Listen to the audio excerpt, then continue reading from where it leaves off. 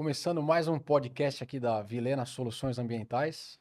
Mais uma vez eu aqui, Daniel Batista Sanches, e meu colega Wagner Mariano, diretor de operações.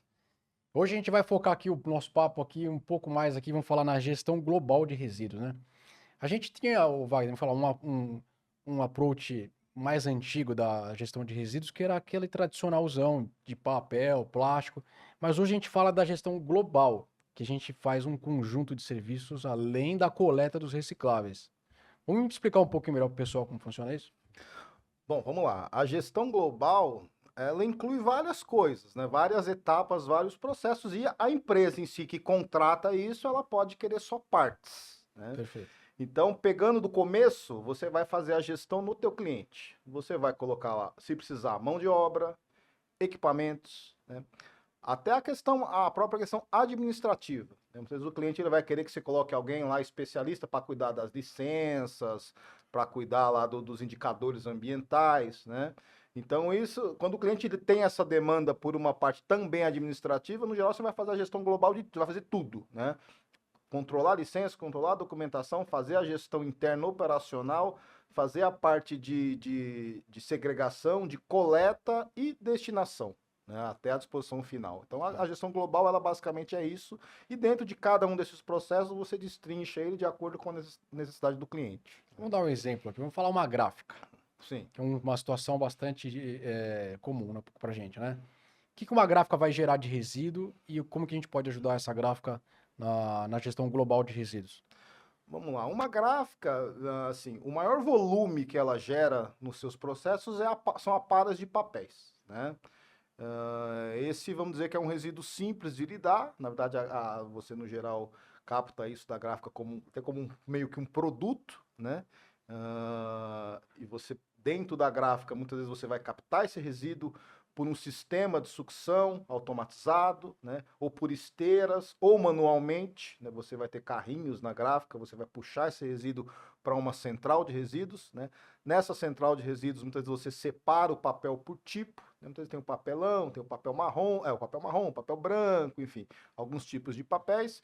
E aí você enfarda esse papel, fazendo fardos, né, numa prensa chamada uma prensa horizontal, né?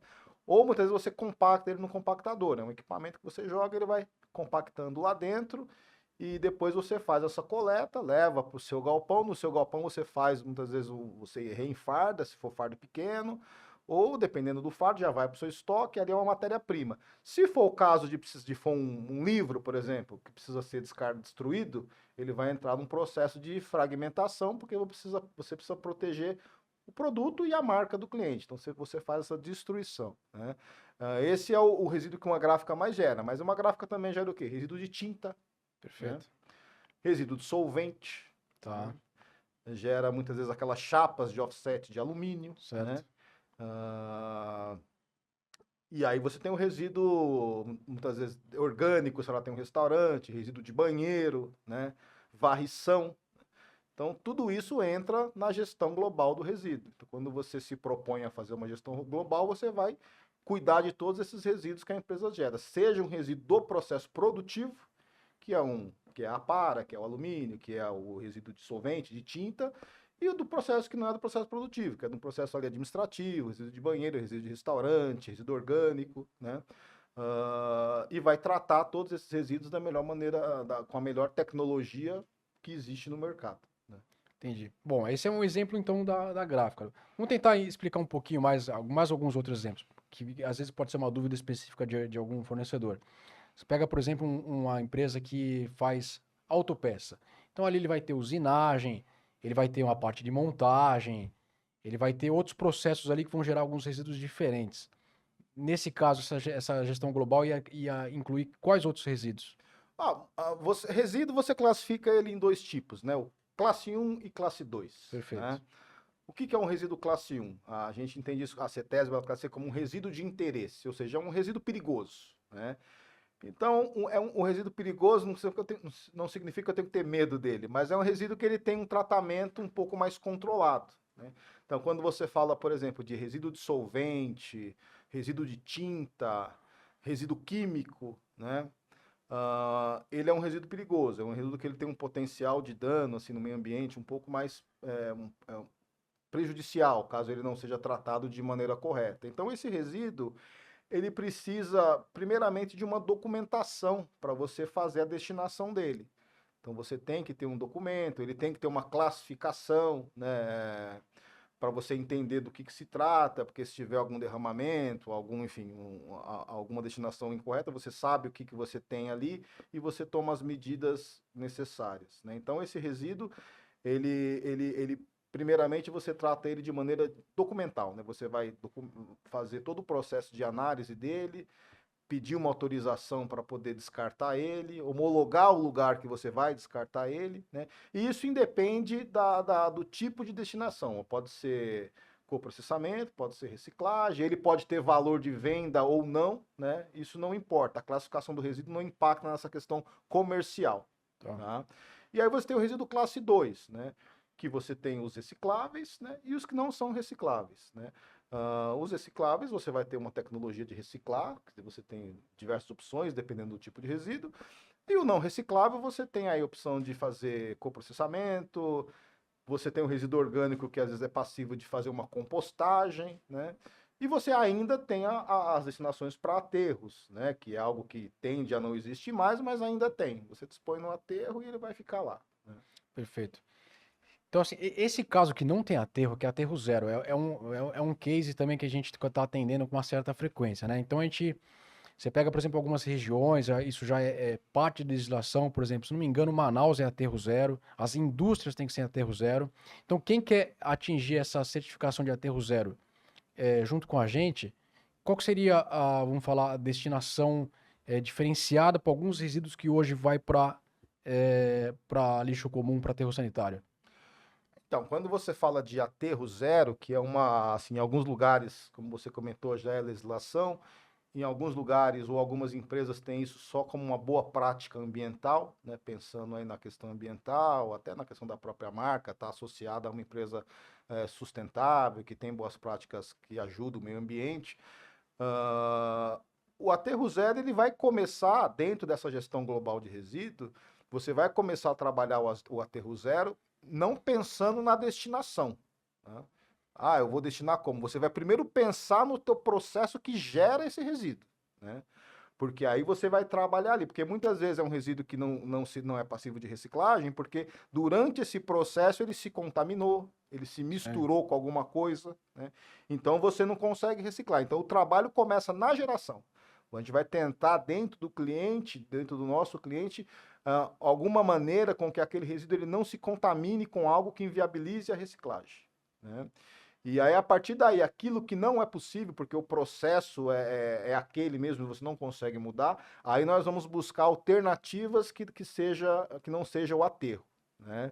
A mais conhecida hoje é o coprocessamento, que é preparar esse resíduo para ele virar combustível, né? Tá? E além disso, você tem a reciclagem, né? Sim, Tecnicamente, você consegue reciclar quase qualquer coisa, né? sim.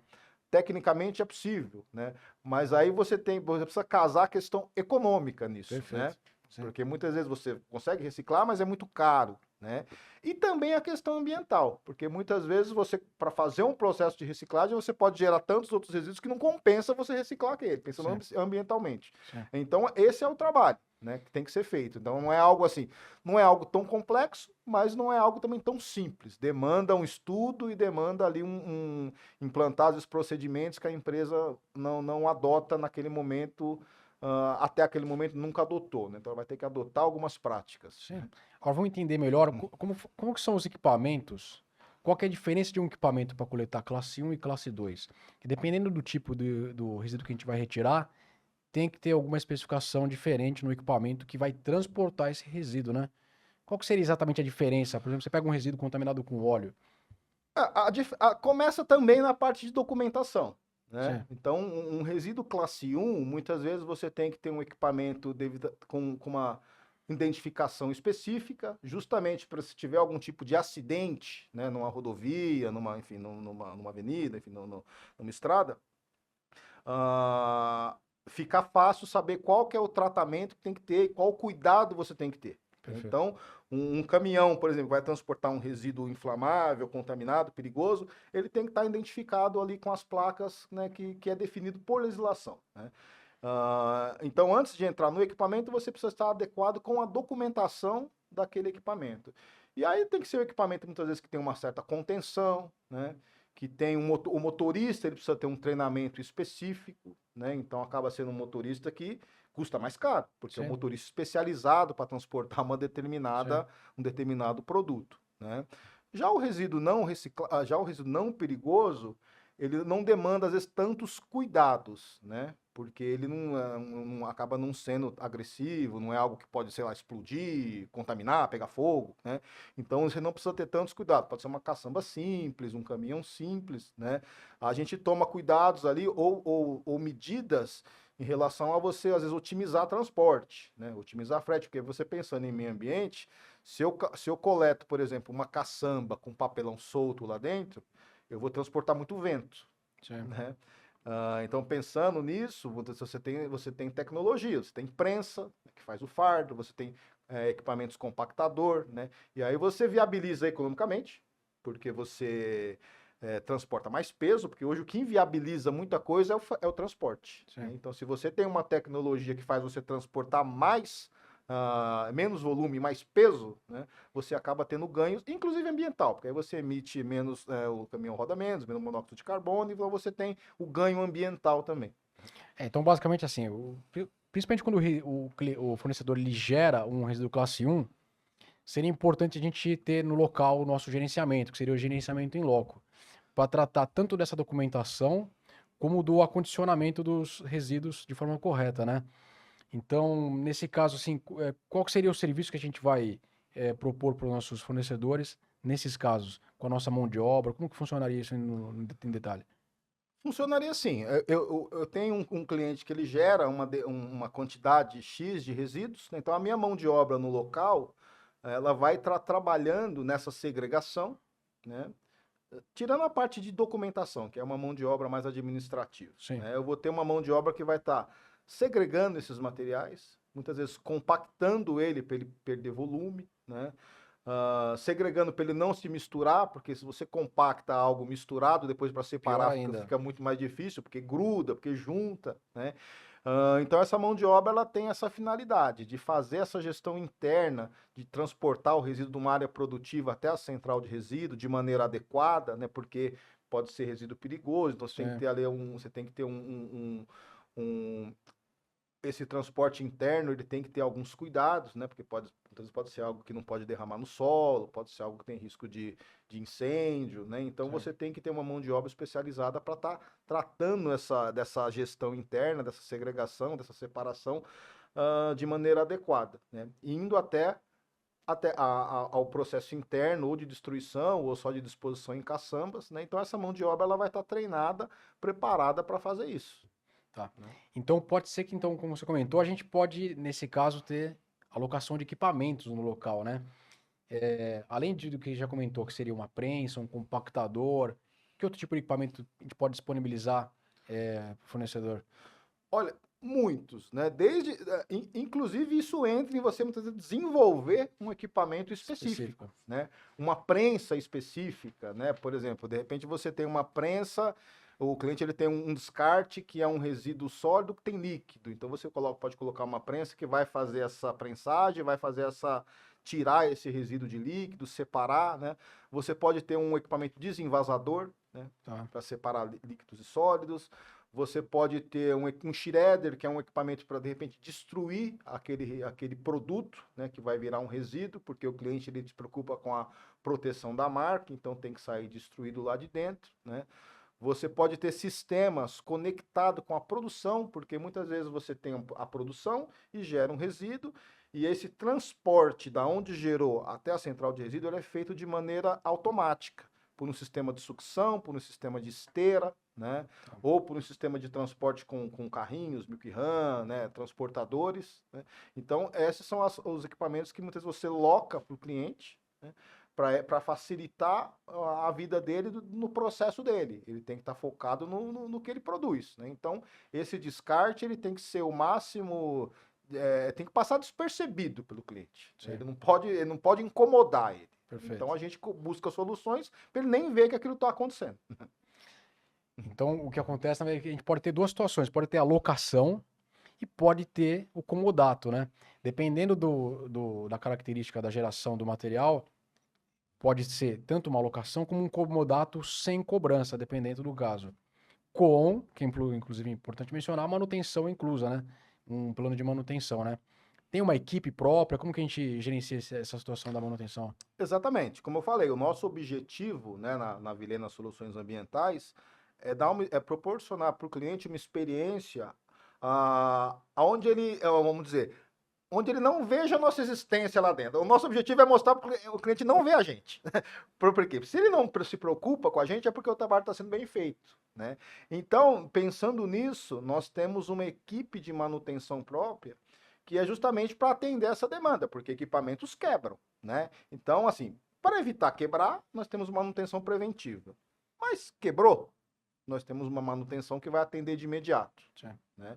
E quando você fala de sistemas de gestão de resíduos, de transporte, de compactação que está conectado com o sistema de produção do cliente, isso é extremamente importante, porque se o seu equipamento quebra e está conectado com a produção dele para, né?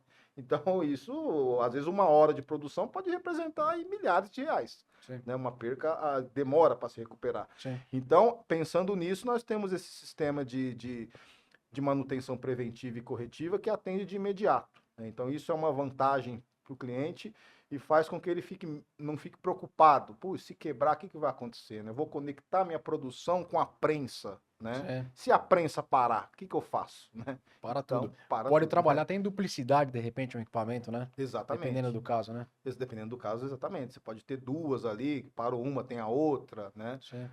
Uma situação de escape que vai para uma caçamba. Isso a gente desenvolve. Isso é algo muito customizável, né? Para o cliente. Então, o cliente ele tem uma demanda que não existe um equipamento específico. A gente tem que desenvolver. Vamos pensar junto o que vai te atender melhor. Então, nós temos as empresas que nos ajudam em montar esses projetos para atender o cliente de maneira dedicada, de maneira exclusiva, né? Isso é um diferencial nosso que a gente adquiriu aí em décadas de experiência. Sim. Pode dizer, então, que vamos falar assim, todo esse conjunto aí, a gente daria para o nosso fornecedor uma destinação final segura dos resíduos deles, né? Não só o reciclável, como aquele que vai para coprocessamento, né? A gente acaba garantindo com todo esse processo um destino final seguro, né? Exatamente. Esse processo, quando ele começa bem feito, bem desenhado, né, bem operacionalizado, o final tende a ser também do mesmo jeito, né? Porque se você tem um processo que inicia ruim, você corre o risco de ter um descarte inadequado, porque muitas vezes sai uma mistura, né? De repente você tem um material que é classe 2 e por não ter uma gestão interna bem feita, misturou com classe 1, né? E muitas vezes isso passa despercebido e você só vai perceber esse problema quando ele acontece, né?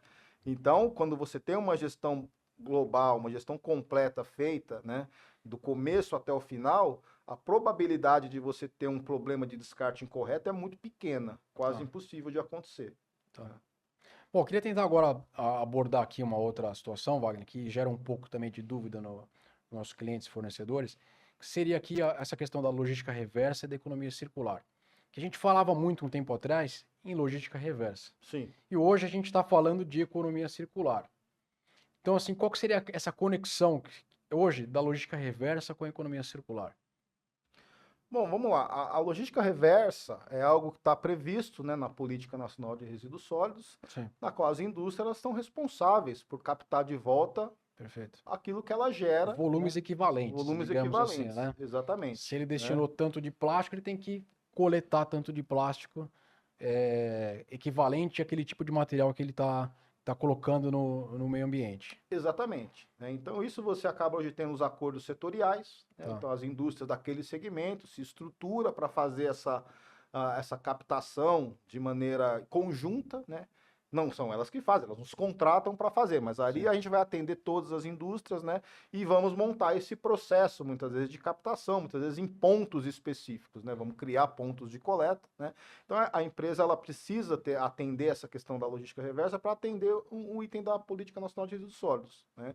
Como isso se conecta nessa questão da circularidade, de economia circular? A circularidade já é algo que vem, é um avanço. É um próximo passo. É um próximo passo, né? Porque ela produziu um produto, esse produto, o produto em si, ou às vezes algo relativo ao produto, uma embalagem, alguma coisa do tipo, né?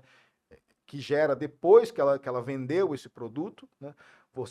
Ela vai fazer esse processo, nós vamos fazer para ela esse processo de logística reversa, de trazer isso de volta, né? Para evitar que seja feito um descarte incorreto, né? E aí nós vamos entrar na parte da melhor destinação. Né? O que nós vamos fazer com aquilo que nós pegamos de volta? Vamos reciclar, maravilha. É um produto passivo de reciclagem, né? Vamos buscar a melhor tecnologia para reciclar. Puxa, nós vamos reciclar isso aqui. Aí entra a circularidade, que é o transformar aquilo num produto que possa voltar para o mercado, de preferência para aquela própria empresa que gerou. Na mesma aplicação, Na mesma digamos aplicação. assim. Né? Ou seja, lógica reversa simplesmente você coleta uma equivalência do material. Exato. E a circularidade você volta para um produto parecido, né? Você volta para um produto equivalente, de preferência para mesmo. O melhor dos mundos é esse. A empresa gerou o resíduo e esse resíduo ele teve essa circularidade e ela volta para ela de novo em forma de matéria-prima ou em forma de produto, um produto secundário ou produto principal. O melhor dos mundos é entrar no processo de produção do produto principal. Mas às vezes entra como um produto secundário, como embalagem, por exemplo, né? Mas se não for possível, pode virar um produto para uma outra empresa ou para um outro consumidor final. Mas você tem essa circularidade, né? Por exemplo, para o pessoal entender mais fácil, o caso mais clássico é a garrafinha de água de PET, né? Isso. Que ela volta para ser garrafinha de PET mais uma vez. Você pega uma de lógica reversa, seria um pouco diferente. Vamos falar, você tem uma embalagem de água sanitária, em vez de ela voltar para água sanitária novamente, ela pode voltar para fazer uma embalagem de flexível, que é compatível, digamos assim. De uma forma ou de outra, a gente reciclou, mas com destinos diferentes no final, né? Exato. Se dando um exemplo prático do nosso grupo, né? Nós temos no grupo uma indústria plástica. Sim. Né? E nós captamos plástico nos nossos clientes. Esse plástico ele vai para essa nossa indústria. Nós fazemos todo o processo ali de separação, lavagem, granulação. E hoje nós temos a nossa linha de produção de alguns produtos. Sim. Então, hoje na Vilhena, nós temos a nossa unidade que produz sacos e sacolas, produz bobinas, produz stretch, né? E isso pode voltar para a própria empresa que gerou aquele resíduo. Perfeito. Que é o que já acontece em alguns casos. Né? Então, assim, eu não gero um produto que ela fabrica, mas eu gero um stretch que ela vai usar para embalar aquele produto para depois mandar para distribuição, para venda, né? Ou sacos que ela vai usar internamente, né? Então, o saco de lixo que eu uso é um saco feito com resíduo que saiu daqui, né? Então, isso é muito interessante. Muitas vezes na questão de custo, mas nessa questão ambiental, nessa questão da circularidade, né? Então a gente tem essa possibilidade hoje, e hoje é algo que assim, não é algo que a gente almeja fazer, é algo que a gente já faz. Né? Dois casos clássicos para o pessoal entender, que seria realmente as bobinas de stretch, que elas entram como stretch e volta novamente como stretch para o nosso cliente. Outro caso bastante utilizado também são as embalagens flexíveis de shrink, que são aqueles termoencolhíveis de engradados. Isso a gente já tem feito já há algum tempo. Um que entra mais como logística reversa, que você entra diversos tipos de plástico, a gente sai como embalagem, como sacos de lixo e sacola também. Sim. Então aí para exemplificar um pouco melhor para o pessoal. E o importante, quando você fala de economia circular, né, nós, no Grupo Vilhena, nós já temos essa linha hoje, essa indústria plástica, que já tem essa questão de pegar o resíduo e fabricar um produto, mas nós temos a possibilidade, temos alguns projetos que já andaram, de desenvolver algo exclusivo para um cliente específico. Ele vai gerar um determinado resíduo e a gente consegue, né, desenvolver um processo onde aquele resíduo vai voltar de volta para ele como algum produto. E não necessariamente tem que ser no plástico, pode ser no papel, né, pode ser no metal. Né? Nós temos parceria, nós somos destino final para o plástico, temos uma indústria, mas nós temos os parceiros, né? Perfeito. Eu tenho o papel aqui, eu gostaria que ele voltasse em forma de sacola, de... É possível fazer isso? É possível, já acontece. Né?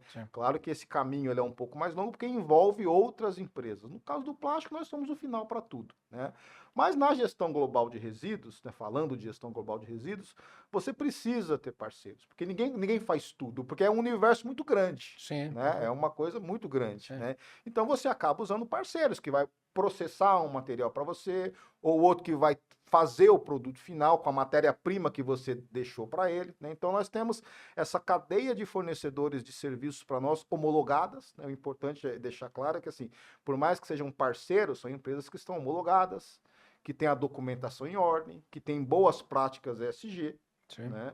Então isso a gente precisa deixar sempre bem claro, assim, que eu tenho parceiro, mas esses parceiros são parceiros que estão ali sob a nossa gerência para certificar que eles estão sempre atuando de maneira correta na Sim. questão ambiental, né? Na questão social, né? Então são parceiros que estão muito próximos de nós. Sim. Tentar dar um exemplo, assim, indo um pouco mais a fundo aí. Por exemplo, você pega um fornecedor que gera aquele blister de alumínio. Não só de alumínio, mas como também de plástico junto, né? Aquele blister de medicamentos, você fala, né? Exatamente. Sim. Dá pra dar jeito nisso também? Dá para dar jeito. Oh, claro que dá. Isso aí hoje, na verdade, o blister hoje, assim, a gente começou esse trabalho há alguns anos atrás com um parceiro, né? Sim. Mas hoje o blister nem é um problema mais, pelo menos para Não nós, mais, né? né? Se Tem até valor, se né? você aí tem problema com o blister, você liga pra gente, porque nós não temos mais problema com o blister. Hoje Sim. nós conseguimos trabalhar, temos um parceiro muito forte, ele desenvolve belos produtos, né, a partir do blister, Sim. né? Produtos inclusive bem sofisticados, Sim. né? Molduras, porta, janela, a partir do blister de medicamentos. Pode vir, inclusive, né? misturado com alumínio, né? Pode vir, Não tem inclusive, problema. misturado com alumínio. Sim. Né? Então, hoje é feito um trabalho que já está bem consolidado. Né? Sim. Não é algo assim experimental, é algo que já tem escala. Né? Sim. Mas isso pode acontecer com uma série de outros itens. Né? Aí a indústria que gera um item, porque muitas vezes é algo específico de uma indústria. Né? Então a gente está falando hoje, então, assim, hoje você que tem uma indústria que precisa, eu tenho um resíduo aqui que eu tenho uma demanda, né? E eu não sei o que eu faço, hoje eu estou mandando para aterro. Liga para a gente. A gente vai aí buscar uma alternativa economicamente viável e ambientalmente viável para o seu produto. Tem um projeto novo que está entrando também, Wagner. A gente pretende transformar os restos de embalagem de salgadinho em produtos injetados para ser o próprio display do salgadinho no supermercado. No caso, seria um resíduo de polipropileno, né? Sim.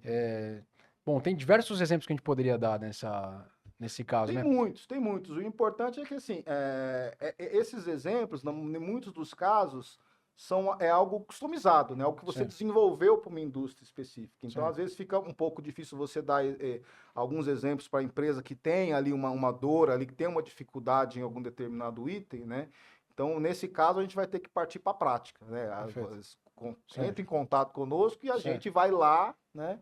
Fazer todo esse trabalho, todo esse estudo para desenvolver uma solução para um problema que hoje o que é um problema, amanhã pode vir a ser, né, um case de sucesso para ele, que ele vai conseguir mostrar para todo mundo e talvez vai incorporar aquilo na produção dele. De Legal. novo, como uma coisa secundária ou como uma outra linha de produto. Né? Legal. Bom, acho que é isso aí. Então, se tiver alguma dúvida aí, o pessoal pode tentar entrar em contato com a gente através das nossas redes sociais. Só procurar nosso site, que vocês vão ter todos os contatos. E nós estamos à disposição para atender a todos vocês. Beleza, Wagner? Beleza, estamos aí. Isso aí. Valeu, Teremos outros obrigado. episódios. Valeu.